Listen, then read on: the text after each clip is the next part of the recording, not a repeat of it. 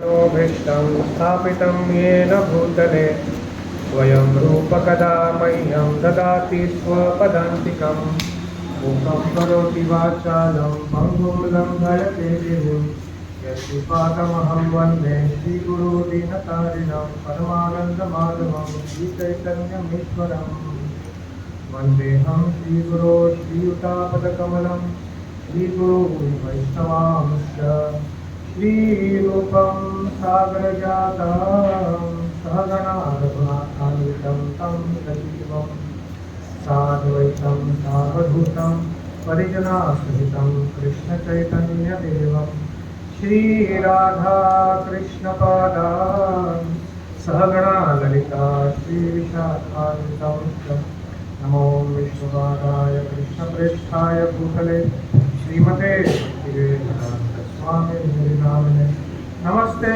सरस्वते देवे गौरवाणी प्रचारिणे निर्विशेष शून्यवादी पाश्चात्यदेशतारिणे जय श्री कृष्ण चैतन्य प्रभु नित्यानंद श्री अद्वैत गदाधर श्रीवासदि गौरभक्तवृंद हरे कृष्णा कृष्ण कृष्ण हरे हरे हरे राम राम राम हरे हरे हरे कृष्ण।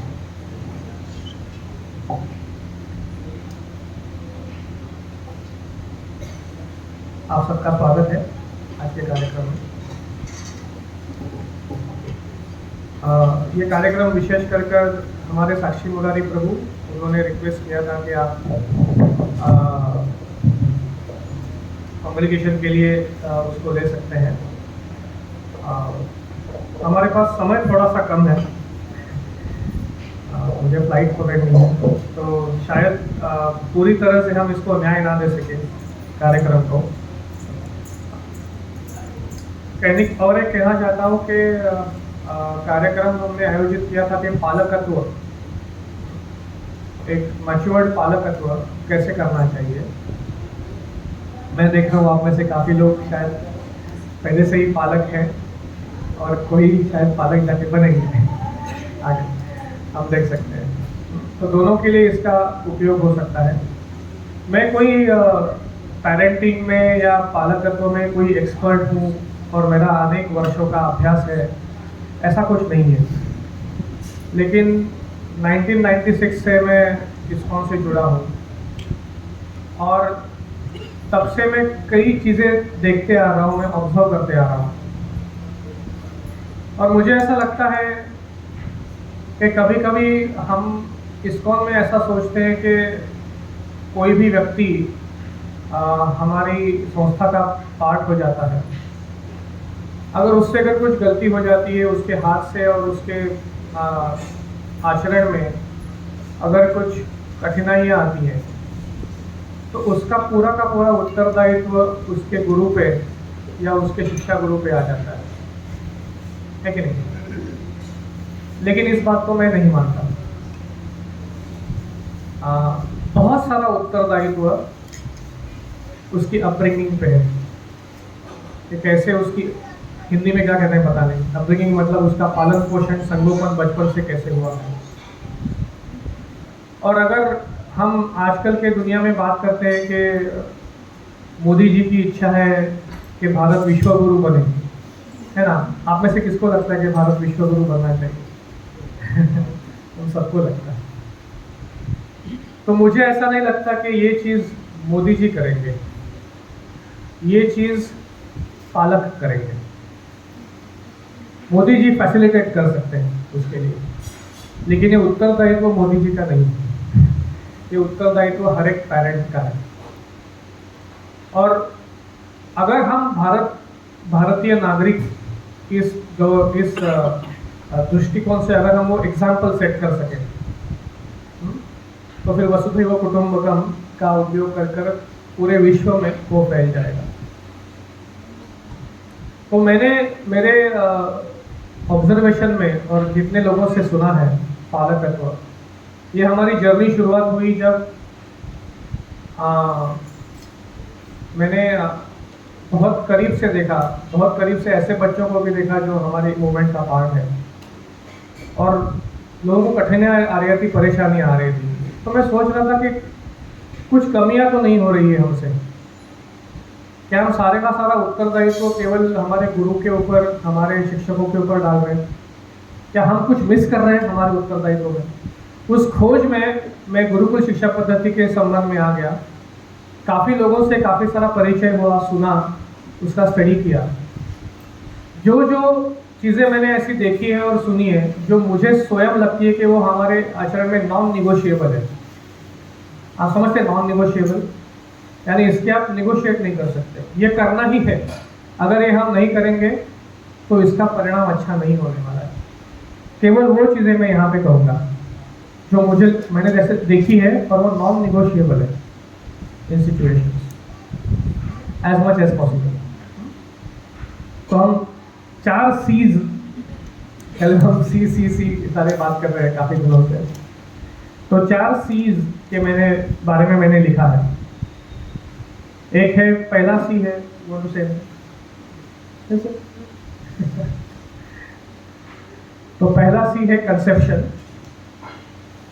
दूसरा C है केयर, तीसरा C है कम्युनिटी, और चौथा C है कल्चर। तो ये 4 C's है।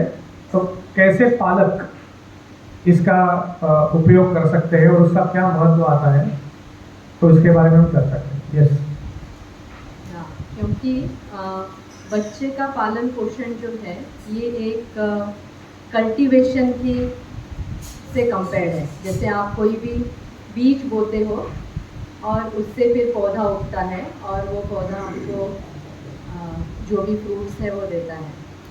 तो जब भी कल्टीवेशन का, मेरा एजुकेशन एग्रीकल्चर में हुआ है, तो कभी कल्टीवेशन का कभी भी चर्चा होती है तो जो 2 चीज़ें बहुत इम्पॉर्टेंट है। एक है सीड और एक है कल्टीवेशन।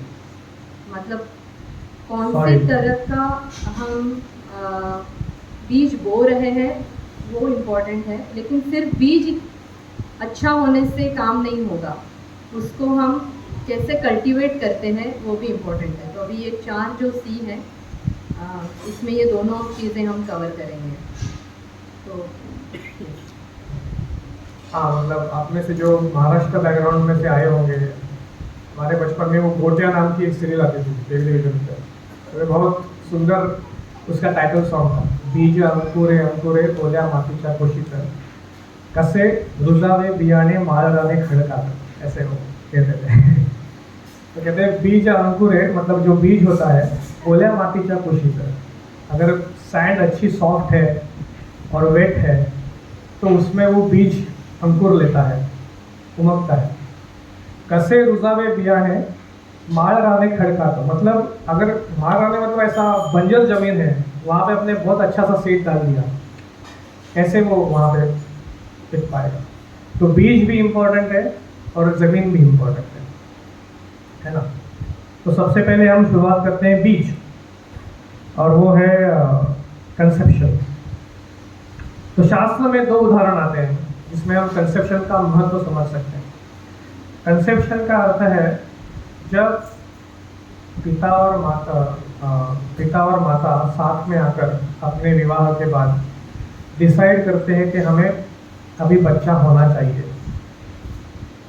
अगर दोनों के विचार इस बारे में एकदम से जुड़े हुए हैं तो उसका परिणाम आपको बच्चे में दिखता है। अगर एक किसी व्यक्ति की इच्छा है कि अभी बच्चा नहीं होना चाहिए और दूसरा व्यक्ति फोर्स कर रहा है कि अभी बच्चा होना चाहिए, तो वो बच्चा मेंटली स्टेबल नहीं होगा। उसका एक्सलेंट एग्जाम्पल महाभारत में है, वो मतलब कर्ण।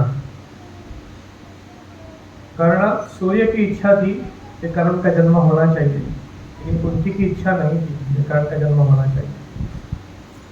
तो जब महाभारत में चर्चा हो रही थी अलग अलग सामर्थ्य लोगों के बारे में, तो चर्चा हो रही थी कि हमारे तरफ कितने महारथी हैं, उनके तरफ कितने महारथी हैं।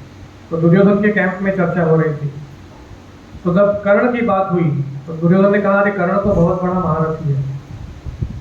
तब भीष्म पितामह ने कहा, नहीं, उसको तो मैं अर्धरथी कहूँगा। वो तो एक रथी भी नहीं है। तो दुर्योधन ने कहा क्यों, आपको क्यों लगता है ऐसा वो अर्धरथी है? तो कहते हैं सबसे बड़ा प्रॉब्लम है उसकी मेंटालिटी, कि उसका जन्म इस अवस्था में हुआ है। उसका कोई दोष नहीं है उसमें, लेकिन हुआ है। जन्म ऐसी अवस्था में हुआ है कि माँ को पुत्र नहीं चाहिए लेकिन पिता को पुत्र चाहिए। ये जो कॉन्फ्लिक्ट होता है माइंड में, कि दोनों के माइंड में एक जैसी इच्छा नहीं है कि हमें इस तरह का पुत्र चाहिए या इस तरह की पुत्री चाहिए या इस तरह का हमें संतान चाहिए। वो अगर यूनानिमिटी नहीं होता है तो उसका परिणाम बच्चे के ऊपर होता ही है। This is the main thing of seed. दूसरा एग्जाम्पल वेरी पावरफुल, आप जानते हैं, वो है कैकेयी का। You want to tell the first story of Kaikeyi? हम सोचते हैं ना कि कैकेयी को कैसे अचानक से, हाँ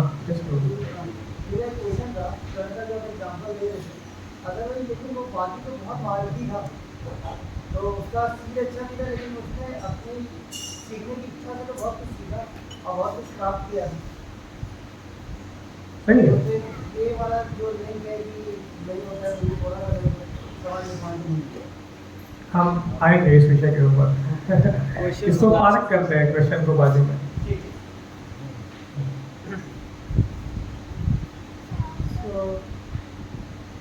कैकेयी देश के जो राजा थे, जो कैकेयी के पिताजी थे, उनको एक बेनेडिक्शन था कि वो पंछियों की और प्राणियों की भाषा समझ सकते थे, लेकिन उसमें एक कंडीशन थी कि जो भी वो समझ रहे हैं वो किसी के साथ शेयर नहीं कर सकते। अगर वो शेयर करेंगे तो उनकी मृत्यु हो जाएगी। ऐसे उनको बेनेडिक्शन था।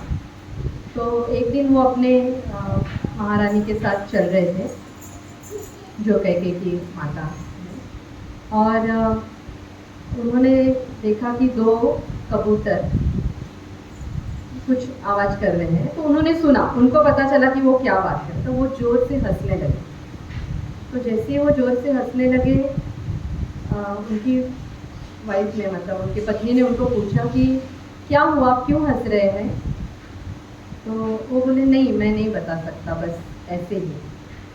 तो वो बहुत फोर्स करने लगे कि नहीं, आप मुझे बताओ ही कि क्या हुआ है।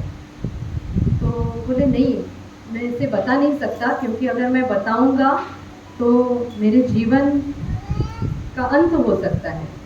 लेकिन वो इतनी इनसिक्योरिटी महसूस कर रही थी कि ऐसा कुछ तो हुआ जो मेरे पति जान रहे हैं लेकिन मुझे बता नहीं रहे हैं, और क्यों नहीं बता रहे, ऐसा कुछ तो खास है करके वो उनको फोर्स करने लगी। और जैसे उन्होंने बहुत समझाने की कोशिश की कि नहीं, मैं नहीं बता सकता, लेकिन वो मान नहीं रही थी। और वो सोच नहीं पा रही थी कि इम्पोर्टेंट क्या है, मेरे पति के जीवन का अंत हो सकता है, लेकिन वो इनसिक्योरिटी की, वो कुछ छुपा रहे, वो कुछ ऐसा जान रहे हैं और मुझसे छुपा रहे। तो वो काइंड ऑफ एक इनसिक्योरिटी थी। और एक हाँ, और एक कहानी आती है उसके लाइफ में कि जब एक राजा को कोई एक प्रश्न था अपने राज का, उसी कैकेयी राजा को, और बहुत सारे साधुओं संतों से वो मिला, लेकिन उनको उसका प्रश्न का उत्तर नहीं मिल रहा था। फिर एक बार एक संत उनको दिखाई दिए कि हाँ, ये संत मेरे प्रश्न का उत्तर दे सकते हैं। तो संत के पास चले गए। संत ने कहा कि आपको रात के समय आना पड़ेगा मुझे मिलने के लिए, क्योंकि वही समय उचित है, उसी समय मैं आपको उत्तर दे सकता हूँ। तो राजा ने कहा ठीक है। फिर एक बार रात को अपनी रानी को सुला के राजा फिर से उनके पास चले गए, और संत ने पूरे प्रश्नों का उत्तर दिया। राजा समाधानी हो गया। फिर संत ने कहा अभी आप वापस जाओगे तो आपको लोग पूछेंगे कि आप कहाँ गए थे, आपको ये नहीं बताना है कि आप मुझे मिलने के लिए आए थे। अगर ऐसा हो जाएगा तो आपकी मृत्यु हो जाएगी। तो राजा को फिर से टेंशन आ गया। फिर वो घर पे आए और वही बात हुई। फिर रानी पूछने लगी कि कहाँ गए थे, कहाँ गए थे। वो रानी को लगा कि किसी और दूसरी महिला के पास गए होंगे रात में उठ के, मेरे पास नहीं। तो इनसिक्योरिटी में जीती रही हूँ बेचारी। उसी कालावधि में कैकेयी का जन्म हुआ। इनफैक्ट ये दोनों इंसिडेंट के वजह से उस रानी की हालत मेंटली इतनी अफेक्ट हो गई थी कि कैकेयी का जन्म होने के बाद वो उसको संभाल नहीं सकती थी, इतनी वो साइकोलॉजिकली इम्पैक्टेड हो गई इसकी वजह से। फिर उनको मंथरा को लाना पड़ा उसको संभालने के लिए। तो इस प्रकार से एक्चुअली उनको इतनी इनसिक्योरिटी हो गई थी कि वो केयर ही नहीं कर पा रही थी कि मेरे हस्बैंड, तो वो हस्बैंड बोलते थे कि नहीं मेरी मृत्यु हो जाएगी, तो बोलती थी चलेगा लेकिन आप छुपाओ मत मुझसे कुछ। तो फिर राजा ने उनके मंत्रियों से चर्चा की कि ऐसा है, तो वो बोले नहीं, राजा की मृत्यु हो जाएगी तो पूरा राज जो है वो अनाथ हो जाएगा, तो आपको आपकी पत्नी का त्याग करना पड़ेगा। तो उन्होंने अपनी पत्नी को रात से दूर एक जगह पे बहुत अच्छे से उसके लिए पूरे सब फैसिलिटीज़ क्रिएट करके उसको वहाँ पे रखा था, लेकिन फिर भी वो इनसिक्योरिटी में ही कैकेयी का जन्म हुआ था। तो एक एग्जाम्पल हम देखते हैं सीड का जो कर्ण का है, दूसरा एग्जाम्पल देख रहे हैं हम उसके मानसिकता का, गर्भ का, यानी सिचुएशन का। दोनों सिचुएशंस अगर पावरफुल नहीं है, कंड्यूसिव नहीं है, तो बच्चे के मेंटालिटी पे उसका इफेक्ट होता है। अर्थात हम देखते हैं कि कैकेयी के ऊपर वो भी समझते हैं हम कि डेमीगॉड्स ने उनके इंटेलिजेंस को कवर किया था, जो भी है भगवान की माया शक्ति है, लेकिन हम सामाजिक दृष्टिकोण से देखा जाए तो ये भी एक बहुत महत्वपूर्ण एंगल है। तो हर एक चीज़ पे हमको देखना है कि आध्यात्मिक दृष्टिकोण क्या है और सामाजिक दृष्टिकोण भी क्या है, ये दोनों चीज़ों को देखना पड़ता है। तो इसलिए वो जो मेंटालिटी है कैकेयी की कि अगर राजा की मृत्यु भी हो जाए लेकिन मेरी जो इच्छा है वो पूरी होनी चाहिए, वो वहाँ से आई थी, वो इनहेरिट हुई थी अपनी माँ के यहाँ से। That is the problem. So actually ये कहानी सुनते हैं तो फिर कैकेयी के बारे में मन में दया आती है कि बेचारी का क्या फॉल्ट है, उसकी भी क्या, वो भी क्या, वो भी एक गुणों के प्रभाव के अंदर इफेक्टेड लेडी है बस, और क्या कर सकती है बेचारी। ठीक है, तो ये तो कंसेप्शन की बात हुई। अभी प्रभु जी का क्वेश्चन हम बाद में लेंगे, लेकिन आई विल कंप्लीट एवरीथिंग क्योंकि हमारे पास समय थोड़ा कम। फिर हम आते हैं केयर। अभी इस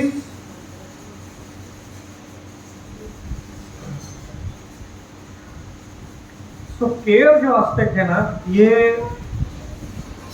अभी के समाज के लिए सबसे इंपॉर्टेंट एस्पेक्ट है। तो हम बच्चों का ख्याल रखना चाहिए तो सब कुछ जानता है, उसके पीछे शास्त्र क्या है वो हम आज सुनने का प्रयास करेंगे। तो आप में से ज्योतिष शास्त्र किसने किसने थोड़ा बहुत पढ़ा है, सुना है उसके बारे में? सुनते हैं। तो ज्योतिष शास्त्र में आपने सुना होगा विंशोत्तरी दशा करके एक प्रकार सब लोगों ने सुना होगा कि मेरी अभी शनि की दशा चल रही है या मेरी गुरु की दशा चल रही है ना, ऐसे आपने सुना होगा। उसको विंशोत्तरी दशा कहते हैं। लेकिन पराशर मुनि जो बृहद पराशर संहिता करके ज्योतिष शास्त्र है, उसमें एक और महत्वपूर्ण दशा के बारे में बताते हैं, और वो बताते हैं कि वो दशा जो है वो हर एक व्यक्ति के ऊपर उसी तरह से चलती है। ठीक है, और उस दशा को कहते हैं नैसर्गिक दशा। अभी नैसर्गिक दशा बृहद पराशर शास्त्र में लिखा है, सबसे पहली नैसर्गिक दशा हमारे ऊपर किसकी होती है? वो सिर्फ 1 साल की होती है। हर एक व्यक्ति के ऊपर, हर एक ह्यूमन बीइंग, मनुष्य जीव, मनुष्य शरीर में जब वो जिंदा होता है, जब उसका जन्म होता है, तो 1 साल तक उसके ऊपर चंद्र की दशा होती है। कितने साल तक होती है? सिर्फ 1 साल। उसके बाद 4 साल उसके ऊपर मंगल की दशा होती है। उसके बाद 12 साल उसके ऊपर बुध की दशा होती है। अभी इसको हम आप बोलेंगे प्रभु जी क्या आप बात कर रहे हैं, हमको कुछ समझ में नहीं आ रहा है, चंद्र की दशा क्या है, बुध की दशा क्या है, हमको समझाना पड़ेगा। आप मुझे बताइए, हम प्रभुपाद का जो फेमस श्लोक है वो जानते हैं, आहार निद्रा भय मैथुनम च सामान्य में तत् पशुभिर नराणाम धर्मो हि तेषाम् अधो विशेषो धर्मेण पशुभिः समान। कि मनुष्य जीवन में हम धर्म के बारे में समझ सकते हैं, हम जानवरों को धर्म के बारे में नहीं समझा सकते। अगर हम बेसिक फाउंडेशन पे चर्चा करें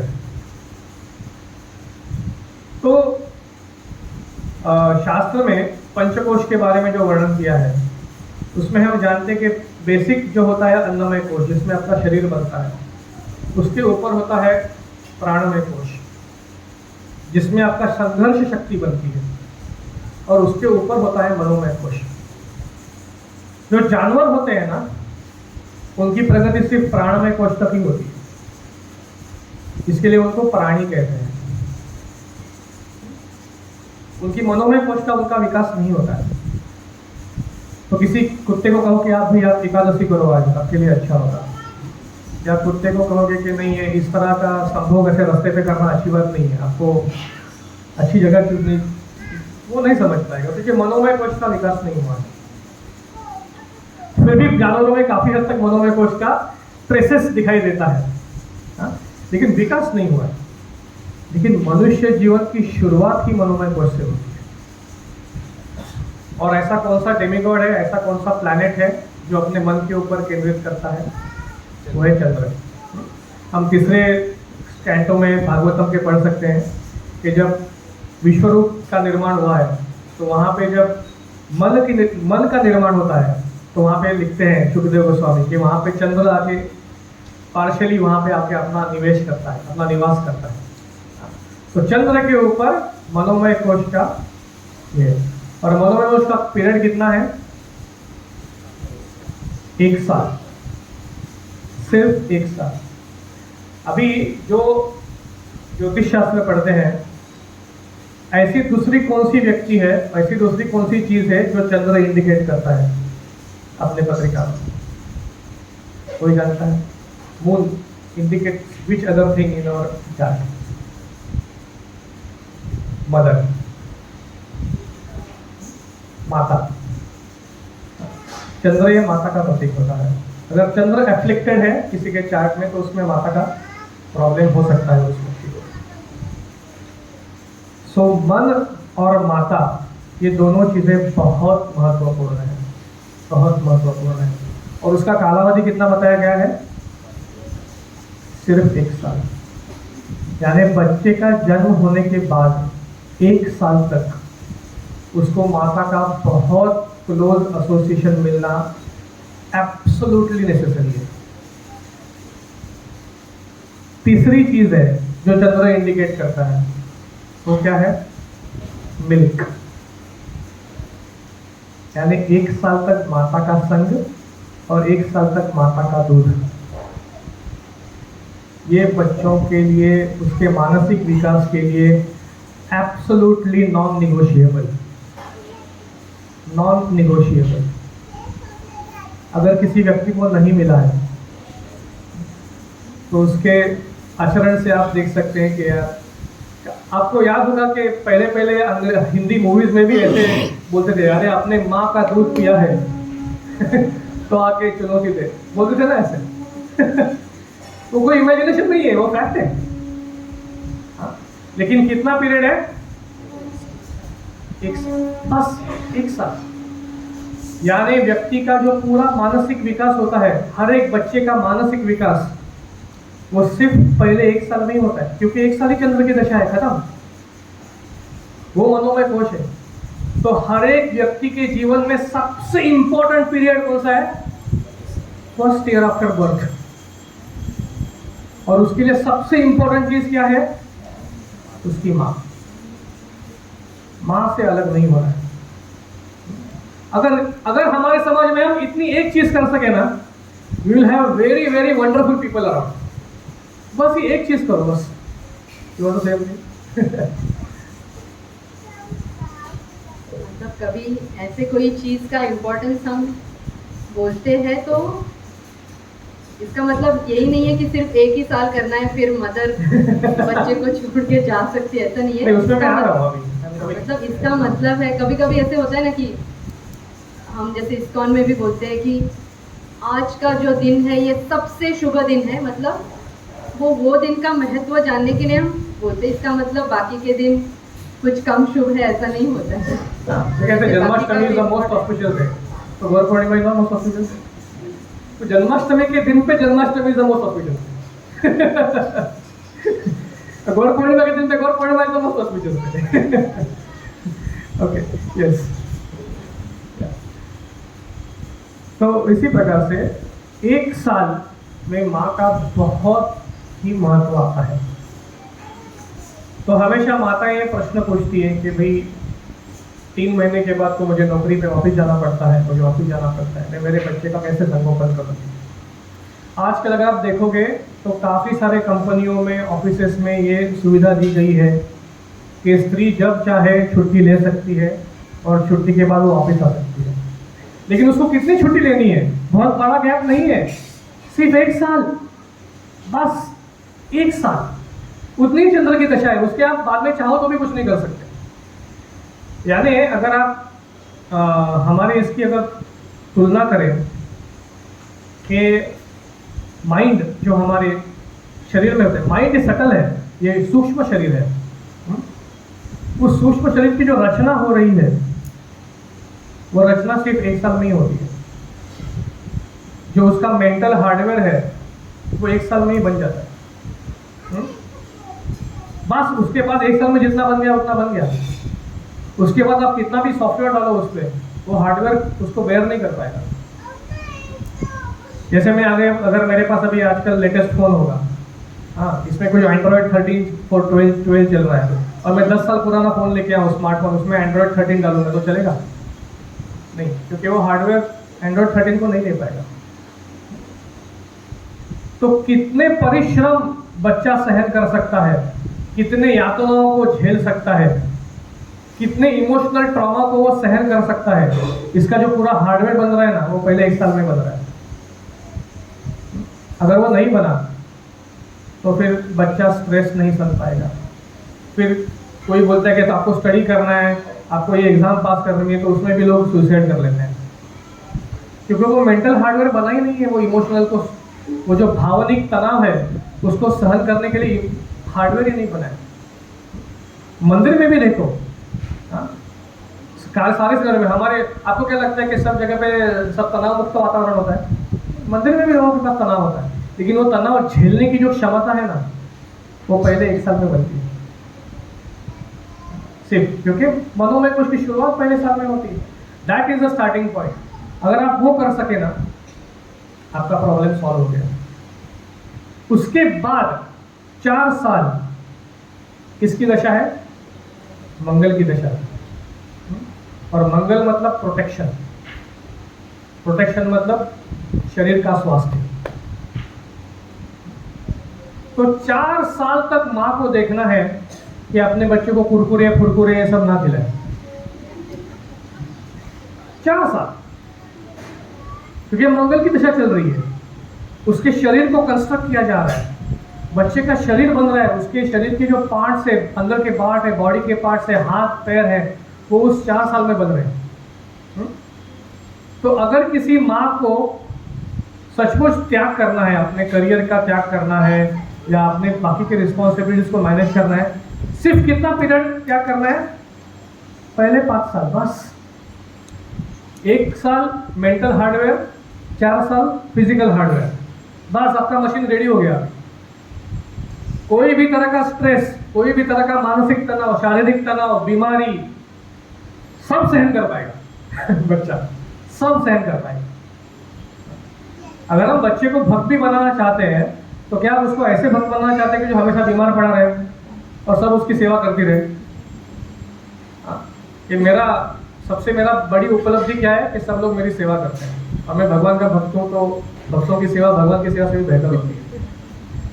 तो मेरा ये सबसे बड़ा योगदान है. ये योगदान हमको नहीं करना है, हमको दूसरे भक्तों की सेवा करना है, ताकि हमारी कितनी भी उम्र हो जाए हम हेल्दी रहने चाहिए और हमें सेवा करने का. सिर्फ 5 साल का सवाल है प्रभु, 5 साल बस. ये 5 साल हर एक पालक अगर अपने बच्चे के लिए दे दे, बस ये 5 साल मुझे देखना है बच्चों को. जब उसका मेंटल हार्डवेयर पूरा रेडी हो जाए, फिजिकल हार्डवेयर पूरा रेडी हो जाए, बस मेरा मेन रिस्पॉन्सिबिलिटी 5 साल में खत्म हो जाता है.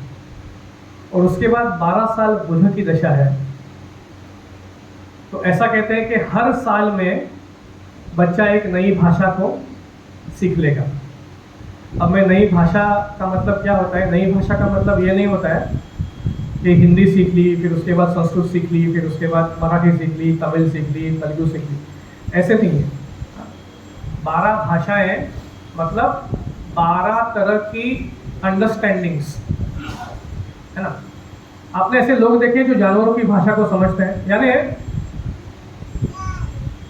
जानवरों को ऐसे हाथ लगाते ही उसको मालूम पड़ता है कि इसको क्या प्रॉब्लम है। तो जानवर कुछ बोलता नहीं है, हाँ?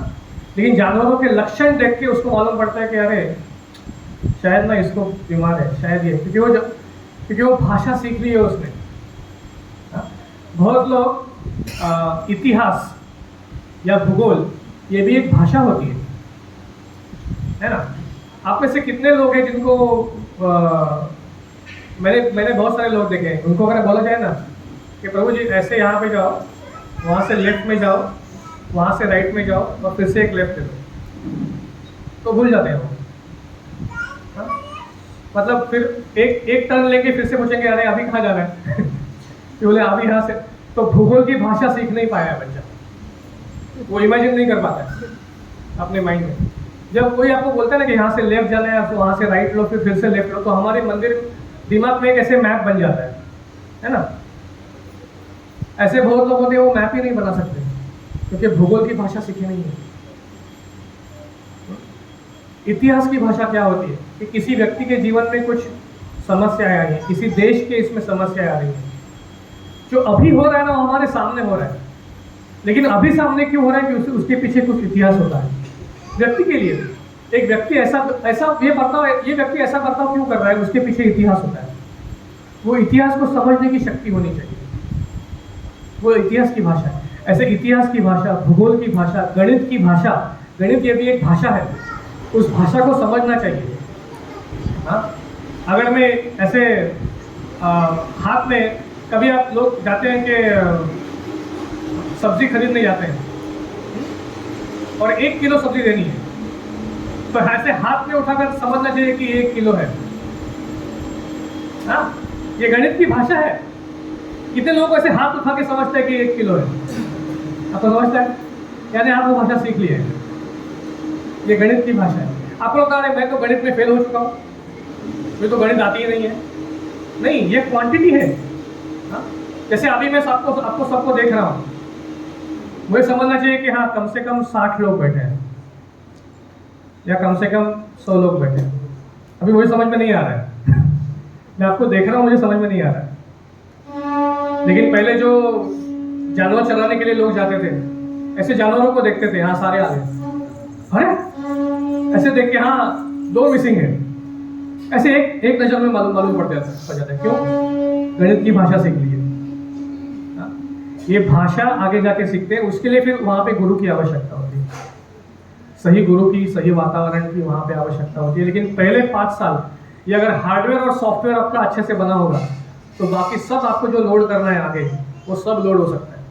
कितना भी टफ हार्डवेयर हो, कितना भी कॉम्प्लेक्स हार्डवेयर सॉफ्टवेयर हो, डिफिकल्ट हो, लेकिन सबसे इंपॉर्टेंट बात ये है, सॉरी मैंने इसको बहुत टाइम दिया, लेकिन ये सबसे इंपॉर्टेंट पार्ट है पालकत्व का। अभी आप कह सकते हो। सो हमारा नेक्स्ट पॉइंट है कम्युनिटी। अभी ये एक बहुत महत्वपूर्ण विषय है कि हम देखते हैं कि एक बच्चों को बड़ा करने में और संगोपन करने में केवल माँ बाप का ही नहीं तो समाज का योगदान भी होता है। अभी इसमें हम क्या क्या समझ सकते हैं? सबसे पहले मैं बात कहना चाहता हूँ कि सबसे पहले जो बच्चे के जीवन में समाज का इंट्रोडक्शन होता है वो है उसकी प्री प्राइमरी टीचर, है कि नहीं? अभी तक तो बच्चा माँ के साथ ही बैठा हुआ है, माँ को देख रहा है, अपने रिलेटिव्स को देख रहा है। सबसे पहले एक बाहर की दुनिया की व्यक्ति का जो इंट्रोडक्शन होता है वो कौन होती है? आजकल की प्री प्राइमरी टीचर। हाँ, आप में से कितने बच्चों को आप प्री प्राइमरी नर्सरी में डालना चाहेंगे? सीनियर केजी, जूनियर केजी, सब जाते हैं। आजकल डालना ही पड़ता है, स्कूल का रिक्वायरमेंट होता है। आजकल फर्स्ट स्टैंडर्ड में एडमिशन नहीं मिलती अगर प्री प्राइमरी में डालोगे तो आपको क्या लगता है कि एक प्री प्राइमरी टीचर का क्या क्वालिफिकेशन होना चाहिए? क्योंकि बहुत इंपॉर्टेंट बात है। Yes, exactly. उसके लिए क्या होना चाहिए? बराबर है आपका, बट उस सॉफ्ट बट और केयरिंग और very good, patience very important. हम लोग कल पेशेंस की बात कर रहे थे, उसके बारे में आते हैं। और एज माता जी, मतलब जनरली हम प्री प्राइमरी में अपने बच्चों को एडमिट करते हैं, जब भी तो हम हमारा ऑब्जर्वेशन क्या होता है, मतलब आपने देखा है कि प्री प्राइमरी के टीचर्स का एज ग्रुप क्या होता है? आपने देखा है, ऑब्जर्व किया है, क्या एज के होते हैं? 50s में रहते हैं कि 20s 30s में रहते हैं? यंग गर्ल्स रहते हैं एकदम अच्छे से डेक्टअप और अच्छे से एकदम ऐसे गर्ल्स होते हैं। मेरी बच्ची वहाँ पे बैठी है, वो जब प्राइमरी में केजी में जब हमारे घर पे आती थी तो कहती थी कि आज हमारी टीचर ने ना बहुत अच्छी लिपस्टिक लगाई थी, आज हमारे टीचर ने काफ़ी परफ्यूम लगाया था। एक बार उसकी माँ ने कोई परफ्यूम लगाया, हाँ ये तो ये ज्योति मिस का परफ्यूम है, तुरंत। तो क्या टीचर को बच्चों को ये देना चाहिए कि लिपस्टिक कैसे है, परफ्यूम कैसे? वो ठीक है एक अलग उम्र में, ये उम्र में नहीं। ये तो एक 4 साल का 5 साल का बच्चा हुआ है, ऑब्जर्व कर रहा है कि लिपस्टिक कौन सी लगा रही है और ये कौन सा लगा रहा है, नहीं। क्योंकि वो एज में बच्चे बहुत ऑब्जर्वेंट भी होते हैं और बहुत एब्जॉर्ब भी करते हैं। हाँ, तो टीचर को दूसरी माँ की तरह होना चाहिए, ये दूसरी माँ है। देखो, सबको ये चाहिए कि मेरे बच्चे को अच्छा टीचर मिले, लेकिन कोई ये नहीं चाहता कि मेरा बच्चा अच्छा टीचर बने। देखिए, जो आप दुनिया को दोगे ना वही आपको वापस मिलेगा। अगर आप शिक्षक दोगे दुनिया को तो आपको शिक्षक वापस मिलेगा। आप शिक्षक नहीं दे सकते, नहीं मुझे तो मेरे बच्चे को बड़ा डॉक्टर इंजीनियर ही बनाना है, मुझे तो बड़ा लॉयर बनाना है, मुझे तो बड़ा ये बनाना, शिक्षक कौन बनेगा? तो हर एक व्यक्ति की रिस्पॉन्सिबिलिटी होनी चाहिए कि शिक्षा में मेरा योगदान है। और सबसे बड़ा योगदान शिक्षा में होता है कि जब आप रिटायरमेंट में पहुंच चुके होते हैं तभी वहां से शिक्षा का योगदान शुरू हो जाता है। तो जितना छोटा बच्चा उतना बड़ा टीचर होना चाहिए उम्र में, क्योंकि जो लोग उम्र में वृद्धित होते हैं उनको तो पूरा बिल्कुल खाली खाली लगता रहता है, अरे मेरे साथ कोई देखता ही नहीं है, मेरे से कोई बात ही नहीं करता है, मुझे कोई मिलता ही नहीं है। और बच्चों को भी यही कंप्लेंट होता है, अरे मेरे से कोई बात ही नहीं करता है, मेरे को कोई कंप्लेंट, दोनों को मिला दो, टाइम ही टाइम है लाइफ में। आप देखो, सांदीपनी मुनि elderly person, Dronacharya elderly person, Vishwamitra मुनि एल्डरली पर्सन। दशरथ ने ऐसे किसी स्मार्ट यंग सन्यासी के साथ नहीं भेजा अपने बच्चे को, जाओ। Vishwamitra is elderly person, is elderly man. और कॉन्स्टेंटली रामचंद्र भगवान क्वेश्चन पूछ रहे हैं विश्वामित्र जी को, कॉन्स्टेंट। आप अगर रामायण पढ़ोगे, काय हमेशा राम लक्ष्मण दिन भर बातें करते रहते हैं, और विश्वामित्र मुनि बेचारे, हाँ ये सवाल पूछेगा उसका आंसर। कभी विश्वामित्र मुनि कहते हैं चुप बैठो, अभी जंगल में तुमको किसके लिए लेके आया हूँ, उसको मारने के लिए लेके आया हूँ, अभी ज्यादा सवाल मत करो। ऐसे नहीं कहते विश्वामित्र मुनि, हाँ देते रहते हैं जवाब, देते रहते हैं। क्यों? बस बड़े लोगों को अच्छा लगता है, वो जो बुजुर्ग होते हैं उनको बच्चों को बातें करने में बहुत अच्छा लगता है, कभी थकते नहीं। माँ बाप थक जाते हैं, अरे चुप ना भाई बेटा, कितना सवाल करेगा।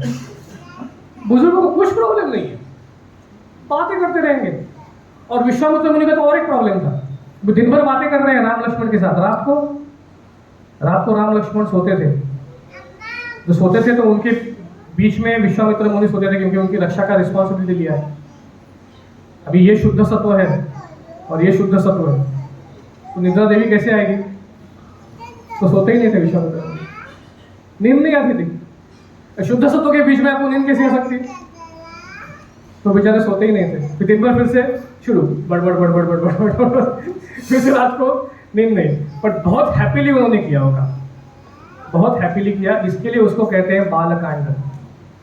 उसमें बाल है ना, वो बाल विश्वामित्र मुनि है।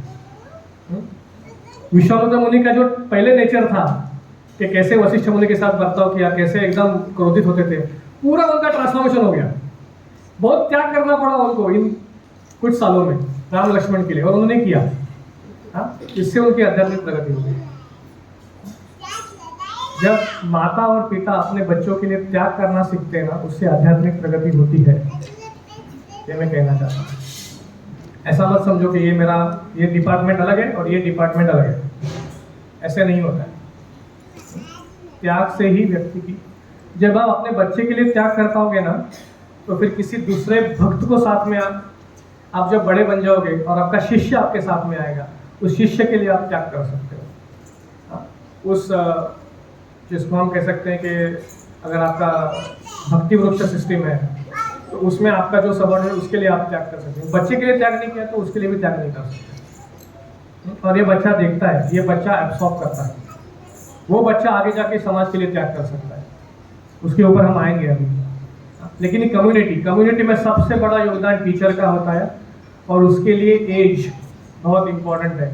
आप में से अगर कोई किसी स्कूल प्रोजेक्ट में इन्वॉल्व है या कहीं स्कूल में, आप प्लीज सजेस्ट कीजिए कि get teachers who are matured, जिनके पास पेशेंस है, जिनके पास समय है, जिनके पास एक मातृत्व का भाव है। दूसरी में क्विक चीज कहना चाहता हूं कि जो छोटा बच्चा होता है उसको सीखने के लिए क्या मोटिवेशन होता है, अगर आपने कभी ऑब्जर्व किया होगा, छोटा बच्चे को सीखने के लिए मोटिवेशन क्या होता है। जैसे अगर आप बड़े हुए हो, मैं आपको कहूँगा कि आपने क्यों पीएचडी की प्रभु जी?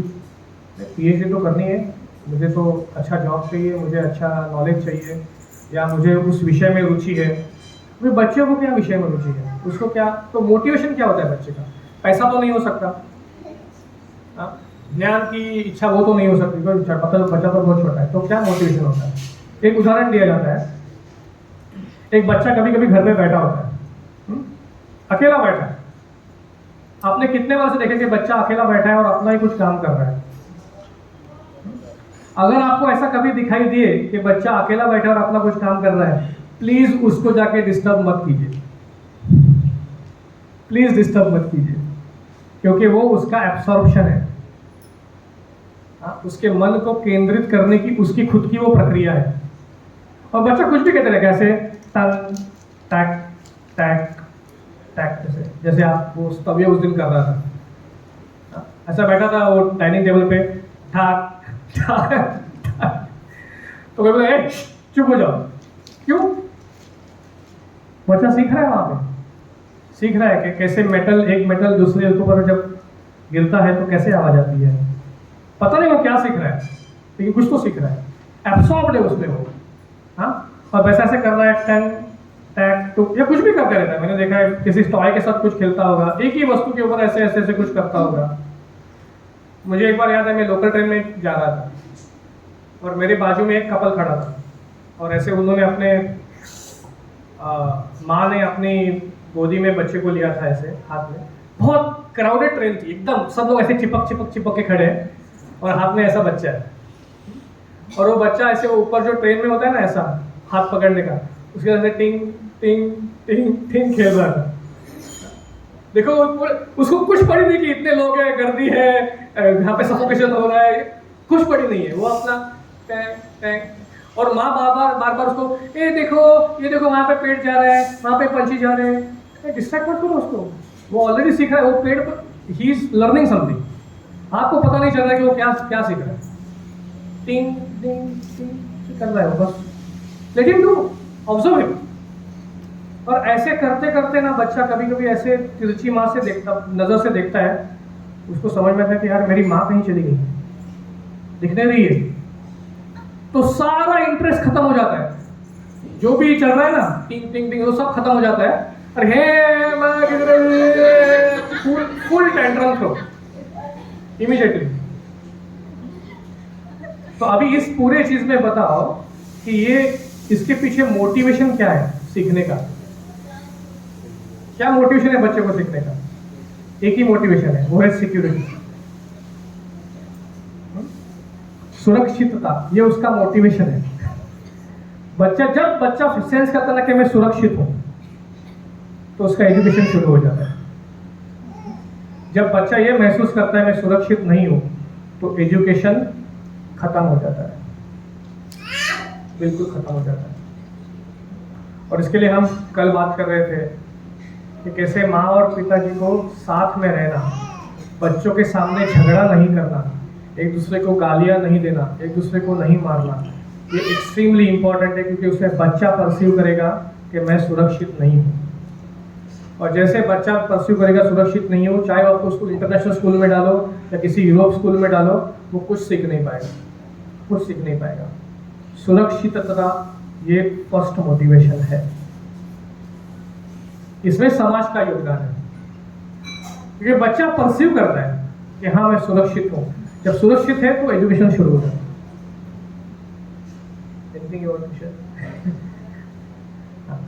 और एक लास्ट चीज मैं कहना चाहता हूँ एजुकेशन के बारे में।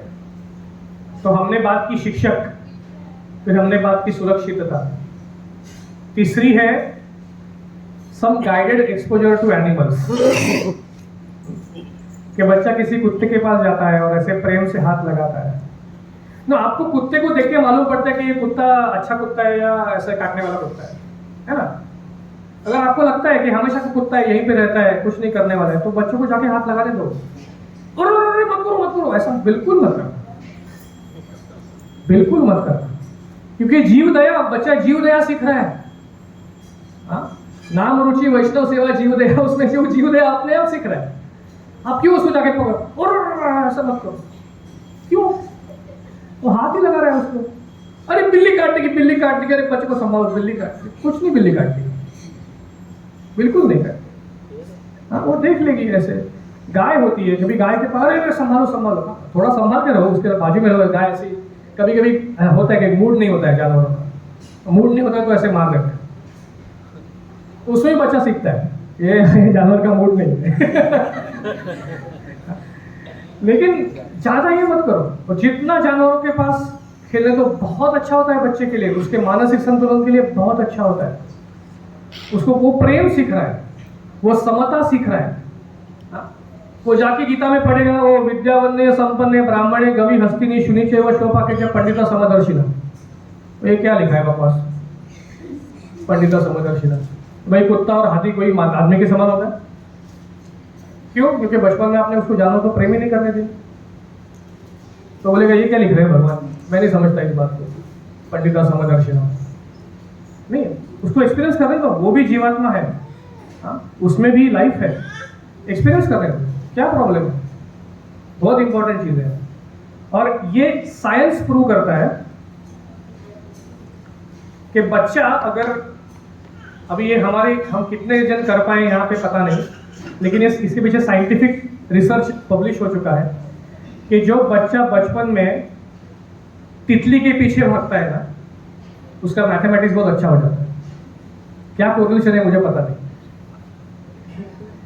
लेकिन ऐसे तितली ऐसे ऐसे ऐसे ऐसे जा रही है, उसके पीछे बच्चा भागता है नेचुरल, ये तितली को पकड़ो ऐसे, या ड्रैगन फ्लाई के पीछे, वो पकड़ नहीं पाता। हाँ, उससे उसका मैथमेटिक्स काफी अच्छा हो जाता है। ये प्रूवन फैक्ट है। इसके ऊपर काफी रिसर्च किया है लोगों ने, आप इसके लिए कर सकते हो गूगल। मैंने एक शिक्षा की किताब में पढ़ा था ये। हाँ, तितली के पीछे बच्चा भागता है। अभी हम नहीं कर सकते ना हमारे सिटी लाइफ में, लेकिन अगर कर सकें तो बहुत अच्छी बात है, बहुत अच्छी बात है। समय थोड़ा कम हो रहा है। और अभी हम लास्ट पॉइंट पे आएंगे, और वो है कल्चर और संस्कार। तो इसमें दो कहानियां हैं छोटी सी, वो हम, if you don't mind I will just speak the story. और एक ही स्टोरी हम बोलेंगे, दो शायद। तो दूसरा आप बताओ, मैं ये वाली मैं बताता हूँ, पहली जो इजी है जो है। तो राधानाथ महाराज ने ये कहानी बताई थी अपने इसमें कि शिकागो में, और इसका जो सूत्र है इस कल्चर टॉपिक का, वो मैं इस कहानी के बाद बताऊंगा। तो शिकागो में आप जानते होंगे एक बहुत हॉलीवुड की फेमस मूवी भी आई थी, अनटचेबल्स नाम की। किसने देखी है? बहुत पुरानी मूवी, दी अनटचेबल्स, देखिए आप। तो उसमें दिखा है कि शिकागो शहर में कैसे माफिया होते थे, और किसी दुकान में जाके उनको पैसा वसूल करते थे, अगर पैसा नहीं दिया तो बॉम्ब से उसको एक्सप्लोड कर देते थे। क्या नाम था उसका? That don, Al Capone. बहुत बड़ा माफिया था शिकागो में। तो ये अल कैपोन काफी सारे कार्य करता था, लेकिन कहीं ना कहीं अपने बहुत कुशलता से छूट जाता था उसमें से। उसके ऊपर कोई केस नहीं कर पाता अच्छे तरह से। अनटचेबल्स में वही दिखाया कि कैसे उसको केस में, टैक्स के केस में कैसे उसको पकड़ाते हैं, वो अनटचेबल्स का वही स्टोरी है। लेकिन इस बार में ये, तो उसका एक वकील था जिसका नाम था इजी एडी। ये ट्रू स्टोरी है, मतलब हाँ। ये मूवी वाली स्टोरी नहीं है, ये एक्चुअल स्टोरी। ये actual story. So easy Eddie उसका वकील था जो उसको हमेशा छुड़ाना था अल कैपोन को। फिर एक बार इजी एडी को अपने उसके बेटे ने पूछा कि पापा आप क्या काम करते हो, हमारे पास इतना सारा पैसा है, इतनी सारी दौलत है, आप काम क्या करते हो? तो बोलता हूँ मैं वकील हूँ। किसकी वकीली करते हो? तो फिर वो बोल नहीं पाया कि मैं माफिया की वकीली करता हूँ। तो मन में सोचने लगा कि यार मैं क्या कर रहा हूँ, मैं धन तो कमा रहा हूँ, मैं दौलत कमा रहा हूँ मेरे बच्चे के लिए, लेकिन मैं उसके सामने कोई आदर्श नहीं रख रहा हूँ। आगे जाके बच्चा क्या देखेगा? बच्चा देखेगा कि ये बच्चा किसका बच्चा जाना जाएगा, ऐसे वकील का जो माफिया की मदद करता है। तो उसको अंदर से वो चीज़ खा रही थी। तो उसने बोला कि ठीक है, जो भी है मैं अदालत में जाकर साफ साफ कह दूंगा कि ये अल कैपोन की मिस्टेक है और इसको आप पकड़ लीजिए। तो इजी एडी ने जाके कमिट कर दिया अदालत के सामने कि ये उसकी मिस्टेक है। इजी एडी कुछ दिनों के बाद एक चौराहे से गुजर रहा था, जैसे उसकी गाड़ी एक कोने में जाके रुक गई, तुरंत दूसरी गाड़ी से बंदूकधारी हत्यारे बाहर निकले, आतंकवादी बाहर निकले और एक क्षण में उसको गोलियों से भून दिया। कुछ ही क्षण में इजी एडी का शरीर वहाँ पे गिरा हुआ था कोने में, खून के पूरे रक्ताच्या थारोळ्यात म्हणतात मराठीत पूरे खून के पूल में ऐसे गिरा हुआ था। तो यहाँ पे स्टोरी खत्म हो जाती है। उसके बाद दूसरी स्टोरी शुरू हो जाती है कि जब दूसरा महायुद्ध हो रहा था तो एक क्षण ऐसा आया कि कुछ विमान थे जो एक अमेरिका की एक बोट थी, उस बोट से वो विमान निकल गए कहीं जगह पे आक्रमण करने के लिए। काफी सारे विमान थे। उसमें से जाते जाते एक पायलट को ये समझ में आया कि मेरे पास शायद सफिशिएंट फ्यूल नहीं है जाके वापस आने के लिए। उसने अपने सारे बाकी के पायलट्स थे उनको रेडियो से बोल दिया कि नहीं, मुझे वापस जाना पड़ेगा क्योंकि फ्यूल सफिशिएंट नहीं है। कैप्टन ने बोल दिया ठीक है, जाओ फ्यूल भरो, वापस लेके आ जाओ। वो उसने फ्लाइट घुमा दी, अपने बोट की तरफ वापस जाने लगा। जैसे बोट की तरफ जाने लगा उसको दिखाई दिया कि जापान के 9 या 10 विमान उस बोट की तरफ आ रहे हैं आक्रमण करने के लिए, उसी बोट की तरफ। वो देख रहा है अपने आंखों के सामने, अकेला है। हाँ? अब बोलते हैं वो रेडियो से कांटेक्ट करने का ट्राई कर रहा है बोट को कांटेक्ट नहीं हो रहा है। हाँ? कोई उसका कॉल उठा नहीं रहा है because they are not expecting him to come back. तो वो उठा नहीं रहे और उसको सामने दिख रहा है कि ये 9 या 10 विमान बोट की तरफ आ रहे हैं। तो क्या करे? तो और उसके पास जो गोलियां थी, उसके पास जो एम्यूनिशन था वो तुरंत ही खत्म हो गया। 2-3 जगह पे उसने फायर किया लेकिन एम्यूनिशन खत्म हो गया। तो उसने कहा कि कुछ तो करना पड़ेगा। तो इस तरह से वो अपनी फ्लाइट को उड़ाने लगा कि अपने फ्लाइट से वो जापानीज फ्लाइट्स को डैश कर रहा था, ढैंग ढैंग ऐसे उल्टा करके। और ये जापानीज लोग सोचने के क्या चल रहा है, ये कौन है पायलट यहाँ पे, ये क्या चल रहा है। तो पूरी तरह से उसने, और 3-4 फ्लाइट्स उसने गिराए समुद्र में। तो उसकी जो सुपर फ्लाइट की स्किल है, अपने अभिनंदन ने भी ऐसे किया था भारत किया, जिसने पूरा एपिसोड देखा होगा, तो पढ़ा होगा। तो वो फ्लाइट से जब 3-4 विमान गिर गए तो बाकी के लोगों को लगा चलो यार इससे निपटते नहीं है, वापिस जाते हैं। हाँ 5 गिराए उसने, तो भाई 4 ही बचे, तो 4 वापस चले गए। 4 या 5 बचे थे, इससे बाद में आते हैं। और फिर उसको पूरा उसने बोट के ऊपर लैंड किया था। उस पायलट का नाम था बुश ओहेर। और शिकागो का जो एयरपोर्ट है वो अभी भी उसके नाम से जाना जाता है। अगर आप शिकागो में जाओगे, उसका जो एयरपोर्ट है बुश ओहेर एयरपोर्ट में आप जाते हो। अभी ये 2 कहानियों का एक दूसरे के साथ क्या संबंध है? ये बुश ओहेर, ये इजी एडी का बेटा था, जिसके लिए इजी एडी ने इतना त्याग किया। तो देश के लिए त्याग करना, समर्पण करना, ये बच्चा अपने पालकों से सीखता है। और ये कोई आप ऐसे बच्चे को सिखा नहीं सकते। तो ये इसका सूत्र क्या है? तो संस्कार का सूत्र है कि संस्कार कभी सिखाया नहीं जाता, लेकिन बच्चा अपने आप संस्कारों को सीख लेता है, वो ग्रास्प कर लेता है। आप सिखा नहीं सकते। आप उस तरह वैष्णवों की सेवा करनी चाहिए, वैष्णवों की सेवा करनी चाहिए, वैष्णवों की सेवा करनी चाहिए। लेकिन जब बच्चा घर में आता है तो देखता है कि अपने माँ बाप वैष्णवों के लिए बोल रहे हैं, अरे वो क्या चैंटिंग करता है, मैं देखता हूँ, सोते रहता है बार बार चैंटिंग, वो क्या बुक रीडिंग करता है, मैं देखता हूँ, टाइम पास करते रहता है। आपको क्या लगता है कि गौर मोहन डे जो प्रभुपाद के पिताजी थे, उन्होंने ये संस्कार कैसे दिया होगा प्रभुपाद जी को? वो तो ऐसे साधुओं को बुलाते थे, साधु भक्त भी नहीं होते थे। प्रभुपाद कहते थे हाशिश स्मोकिंग साधु, अपने घर पे बुलाते थे, और प्रभुपाद को उनसे वो खुद सेवा करते थे साधुओं की। और जब साधु जाते थे तो उनको हाथ जोड़ के बोलते थे कि please make my son a devotee of Shrimati Radha Rani. साधुओं को प्रे करते थे। So Prabhupada what that?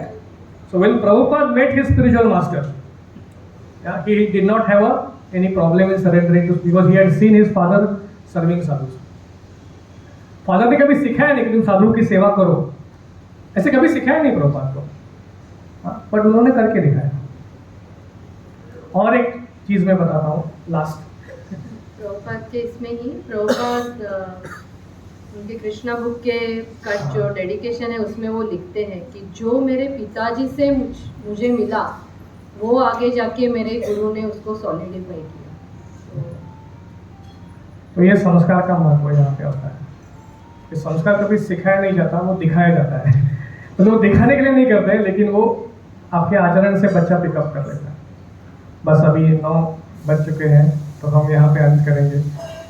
आपसे क्षमा चाहता हूँ, काफ़ी कुछ बताना चाहता था सिस्टमैटिकली, लेकिन समय के पीछे हम सबको नम्र बनना पड़ता है समय के आगे। हरे कृष्णा। प्रभु जी, अभी हम आपके प्रश्न का उत्तर दें। आपको उत्तर मिल गया, अभी मुझे उत्तर चाहिए। पूरा क्लियर नहीं हुआ है। तो हम यहाँ पे अचीवमेंट की बात नहीं कर रहे हैं प्रभु जी। ये तो समझ गया था। अचीवमेंट तो कर्मा के हिसाब से होता है। अगर आप कर्म उस तरह के लेके आए तो उतना अचीव कर लोगे आप। हम यहाँ पे उसकी मानसिकता की बात कर रहे हैं। वो कर्ण की मानसिकता कैसे थी? तो अगर आपको कर्ण की मानसिकता के बारे में कुछ डाउट्स हैं तो शल्य और कर्ण का संवाद है महाभारत में, वो आप पढ़ लीजिए। आप बोलोगे अरे बाप रे, क्या है, कैसे सोचता है ये व्यक्ति और कैसे बातें करता है। तो शल्य ये अर्जुन के मामा थे, शाल्व, और वो वहाँ से जब दुर्योधन ने कहा कि कर्ण को कहा कि तुमको अर्जुन के साथ युद्ध करना है, कर्ण ने कहा कि अर्जुन के पास जो सब कुछ है वो सब कुछ मेरे पास है, एक चीज मेरे पास नहीं है। क्या नहीं है? मेरे पास अच्छा सारथी नहीं है। अर्जुन के पास जो सारथी है ना, वो सारथी मेरे पास नहीं है। अभी अर्जुन के सारथी कौन है? भगवान श्री कृष्ण है। तो बोलते उसी तुल्य का मुझे सारथी चाहिए। तो दुर्योधन सोचता है कि कौन होगा, तो एक ही व्यक्ति मिलता है जो है शाल्व रहेगा। तो शाल्व ये अर्जुन का खुद का मामा है, अभी माद्री का भाई है, लेकिन उसने डिसाइड किया कि कौरवों के बाद उसे युद्ध करेगा। तो कर्ण बोलता है तुम जाके कन्विंस करो उसको, मैं नहीं जाने वाला कन्विंस करने के लिए, तुम कन्विंस करो। तो शाल्य मान जाता है। शाल्य कर्ण को कहता है ठीक है, देख मैं तुम्हारा साथी बनूंगा, लेकिन मैं जो भी कुछ कहूंगा ना उसके ऊपर तुम मेरे से कुछ झगड़ा नहीं करोगे और मेरे से कुछ मारोगे नहीं, मुझे कुछ बोलोगे नहीं उसके लिए, और मुझे पनिश नहीं करोगे। ठीक है। पर जैसे युद्ध शुरू हुआ, शल्य ने बोलना शुरू कर दिया कि क्या तुम इस देश के हो, यहाँ के हो, कर्ण की निंदा करनी शुरू कर दी। और फिर कर्ण के उसमें आप संवाद देखो, अरे गालियां हैं, he is actually talking almost like गालियां दे रहे हैं वो। तो जो व्यक्ति अपने पिता के समान है, मामा के समान है, उसको अगर आप गालियां देते हो, चाहे वो आपको कुछ भी बोले, चाहे आपको बुरा क्यों ना कहे, तो उसमें उस बंदे की मेंटालिटी समझ में आ जाती है। वो कंटिन्यूस गाली दे रहा है। अच्छा, दूसरा एक तरफ के कह रहा है कि मैं दुर्योधन का सबसे अच्छा मित्र हूँ, हाँ मैं दुर्योधन को कभी नहीं छोड़ सकता, लेकिन दूसरी बार कह रहा है नहीं कि भीष्म पितामह बने हैं सेनापति तो मैं नहीं लड़ूंगा। क्यों? भीष्म को कोई प्रॉब्लम नहीं है कि आप लड़ो, वो सिर्फ इतना कह रहे हैं कि आप अर्धरथी हो बस। नहीं, उसको उसमें प्रॉब्लम है। अगर आपको मित्रता निभानी है तो लड़ो ना फिर। नहीं, जब तक भीष्म लड़ रहे हैं तो मैं नहीं लड़ूंगा। तो फिर कृष्ण उनके पास गए। कृष्ण बोलते ठीक है, तुम नहीं लड़ रहे हो ना, हमारे साथ आ जाओ। तुम जानते नहीं हो कि तुम युधिष्ठिर के बड़े भाई हो। अगर आप कहोगे तो युधिष्ठिर आपको सारा साम्राज्य दे देगा आपके हाथ में।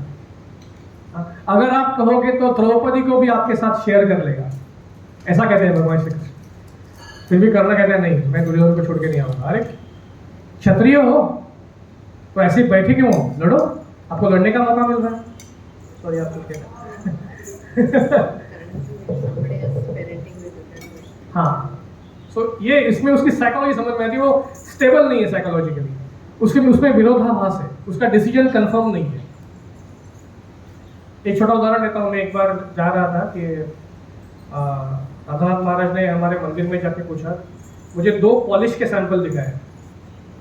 बोला कि तुमको क्या लगता है, सबको भक्तों को बुलाया। ऐसे काफ़ी लोग थे वहाँ पे। सुबह का टाइम था, राधा गोपीनाथ मंदिर में पॉलिश हो रहा है। तो मुझे बताया कि आपको पॉलिश का सैंपल दिखाया। बोलते ये पॉलिश है और ये पॉलिश है, इसमें से दोनों आपको कौन सा अच्छा लगता है? मंदिर के फ्लोर का पॉलिश। मंदिर के फ्लोर के लिए पॉलिश। तो मैंने कहा नहीं महाराज, ये सही लग रहा है, इसमें ना अच्छा रिफ्लेक्शन हो जाएगा, काफ़ी मतलब अच्छा चमक आ जाएगी। तो बोलते फिर चमक आ जाए तो उसमें भक्तों का और भगवान का परिवर्तन दिखाई देगा, तो उसमें लोग अपना पैर रखेंगे, तो वो कैसे सही है? ऐसे महाराज ने बोला। तो हाँ नहीं बराबर है। तो ये वाला पॉलिश यूज़ करते हैं। तो फिर बोलोगे हाँ चलो ठीक है, ये तो बोला फिर ये क्यों यूज़ करें? मैं बोला महाराज आपने बोला ना इसमें परिवर्तन दिखाते हैं, वही यूज़ करते हैं। नहीं, उसका कारण दो मुझे। तो मैं बोला नहीं, इसमें ना अच्छा वो ब्रिटिश फिनिश आ जाएगा, ऐसे एकदम ब्राउन ऐसे वो फिनिश आ जाएगा बोलते हैं। फिर मुझे लगा कि नहीं ये अच्छा नहीं है, थोड़ा वो अच्छा लगता है। नहीं महाराज एक्चुअली ना वही अच्छा है, वो परिवर्तन वगैरह सब छोड़ दो, वही अच्छी बात है। तो महाराज ने मुझे ऐसे पकड़ा, why don't you decide one thing in life? Why are you so flickering? Why are you so fickle minded? Why are you so fickle minded? सब पकड़ के ऐसे खिला के बोला ऐसे गुरु महाराज। तो मुझे समझा कि नहीं, फिकल माइंडेड नहीं होना चाहिए। कभी ये करो कभी वो करो, नहीं। वो कब होता है? सीड अच्छा होना चाहिए। नहीं तो बच्चा फिकल माइंडेड बन जाता है। ये करो तो डॉक्टर बनो, इंजीनियर बनो, तो वकील बनो। ये कहता है डॉक्टर बनो, ये कहता है वकील बनो, वो कहता है अरे सब छोड़ के मंदिर में भक्त बन जाओ, ब्रह्मचारी बनो। तो तीनों ऑप्शन अच्छे लग रहे हैं, डिसाइड ही नहीं कर पाता है बच्चा। बहुत बड़ा प्रॉब्लम है आजकल। इसलिए करियर गाइडेंस बिजनेस बन गया है बहुत बड़ा। Career consultation.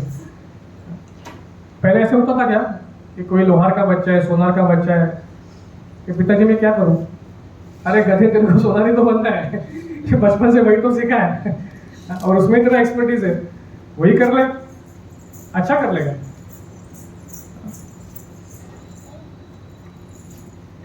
एक और क्वेश्चन ले सकते, पेरेंटिंग एक और क्वेश्चन, पेरेंटिंग का क्वेश्चन कोई है?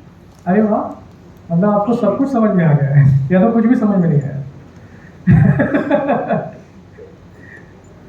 माता जी पूछ रही है।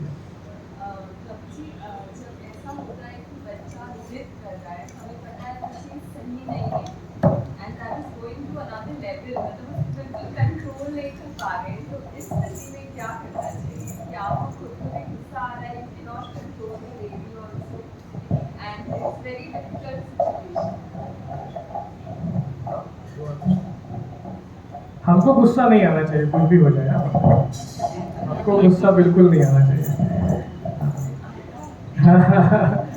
वही तो मैं कह रहा हूँ कि एक पेरेंट होने के लिए या समाज होने के लिए सबसे इम्पोर्टेंट क्वालिटी है टॉलरेंस। तो हम कहते हैं ना, प्रणोदपि शुनिचेना तरोरिव सहिष्णुना अमानिना महादेना कीर्तनीय सदा।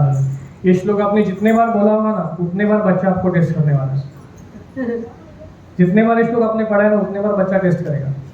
है क्या? प्रणोदपि शुनिचेना तरोरिव सहिष्णुना बोलते हो ना जाके मंदिर में भगवान के सामने। तो बच्चे भगवान का रूप होते हैं ना, वो ऐसे होते हैं। वो टेस्ट करते हैं तुम्हारे चैतन्य महाप्रभु का प्रिंसिपल करते हो कि नहीं फॉलो। बच्चे बच्चे के एज के हिसाब से माता जी हम डिसाइड कर सकते हैं। जब भी बच्चा बहुत जिद करता है तो उसको डिस्ट्रैक्ट करना ये सबसे पहला ये है।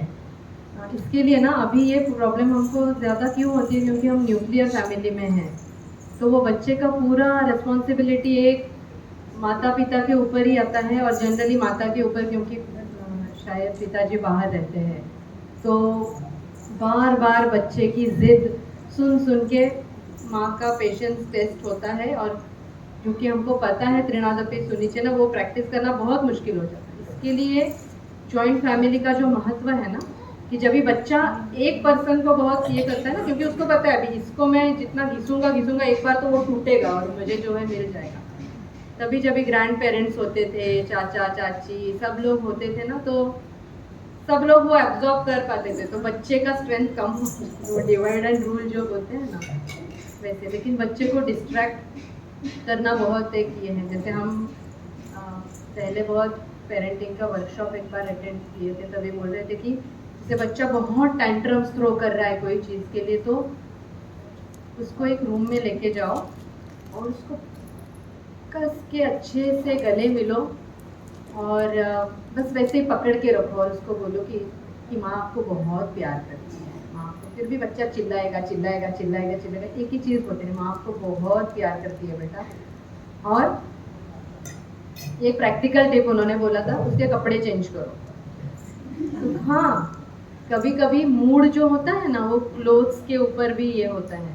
तो बोले तो जैसे अभी उसको नहला दो, पानी जो बच्चे को अच्छा लगता है ना, जैसे अभी वो आपको मोबाइल मांग रहा है सपोज, बहुत टैंट्रम थ्रो कर रहा है, और कभी हम नहीं चाहते हैं बच्चे को मोबाइल दे, वो एक अलग टॉपिक है, उसके ऊपर एक अलग वर्कशॉप हो सकता है। लेकिन बच्चे को कभी कभी हम पानी में खेलने से भी मना करते हैं, तो हमको पता है कि बच्चे को पानी में खेलना अच्छा लगता है, तो अभी मोबाइल मांग रहा है, तो you can distract him to something which is not harmful for him and which he likes. तो बाथरूम में लेके जाओ, बादली भर के पानी दे दो, खेलने दो, मोबाइल वाला टल जाएगा। तो ऐसे बच्चे को डिस्ट्रैक्ट अगर कर सकेंगे तो पॉजिटिवली हम मैनेज कर सकते हैं। लेकिन गिव इन मत करो, क्योंकि उसको पता है कि 10 बार रोने से जो चीज़ नहीं करती है मेरी माँ, शायद 12 बार रोने से कर रही है। तो फिर गिव इन करने का उसकी वो आदत पड़ जाती है। फिर उसको पता है कि ये लेवल है मेरी माँ का या तो मेरे पिताजी का, इतना करूँगा तो मिल जाएगा। तो वो बच्चे को कभी फील नहीं होने देने का है। और एक चीज़, माता और पिता दोनों भी एक समान पेज पे होना बहुत ज़रूरी है। एक वाक्यता होनी चाहिए। एक वाक्यता, नहीं तो उसको पता है कि कौन सी चीज़ें पापा से लेनी है और कौन सी माँ से, वो एडवांटेज लेने लगता है। लेकिन कभी थोड़ा सा स्लाइट हियर एंड देयर चल जाता है लेकिन 5 साल के पहले वही जो लाले पंचवर्षानी दशवर्षानी ताड़े जो कहते हैं, वही प्रिंसिपल है। 5 साल के पहले उसको करना है, उसके बाद धीरे धीरे डिसिप्लिन करना है। बताया जाता है पहले 5 साल में बच्चे को आपको ना शब्द नहीं बोलना है, ना नहीं सुनना चाहिए बच्चों में। तो मतलब क्या, जो भी मांगता है उसको हाँ बोलने का, जो भी करना है उसको हाँ बोलने का। तो वैसा नहीं, वो सूत्र का ऐसा है कि आपको उसको ना भी नहीं बोलना है, लेकिन वही करवाना है जो आप उससे करवाना चाहते हैं। वो पेरेंटिंग का स्टेप है। ना बोल के भी, ना नहीं बोले भी वही कराना है कि जो आप। तो हम ये करते हैं, ये दूसरी चीज़ करते हैं, चलो यहाँ पे जाते हैं, ये करते हैं। ऐसा नहीं कहेंगे नहीं बेटा वो मत करो नहीं, लो ये करते हैं, ये बात करते हैं, ये इससे अच्छा हो जाएगा। और उसके सामने कभी बाकी लोगों को बोलो नहीं कि ये बहुत जिद्दी है, जो चाहता है वो करके ही रहता है, ऐसे कभी नहीं बोलने, क्योंकि उनको लगता है मतलब ये तो मेरा स्ट्रेंथ है, मुझे जो चाहिए वो मैं करके ही रहता हूँ। तो कभी उसके सामने उसका बुरा मतलब कोई भी नेगेटिव क्वालिटी को दोहराए नहीं। तो प्रभु जी हमको यस प्रभु जी।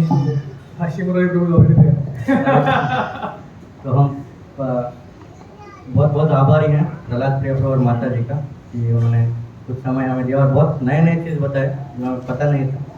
और हम चाहते हैं कि ऐसे प्रभु जी आते रहे वाराणसी और हमें संग देते रहे और हमें ज्ञान देते रहे। तो प्रभु जी का और माता जी का हम धन्यवाद देते हैं। एक बार हरे कृष्णा महामंत्र बोल के।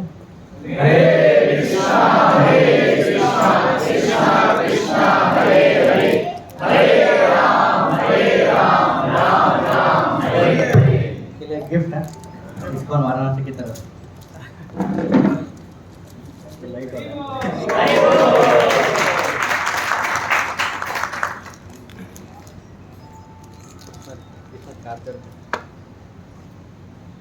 अच्छा लाइट वाला है, अच्छा अच्छा अच्छा, ओ अरे वाह, थैंक यू।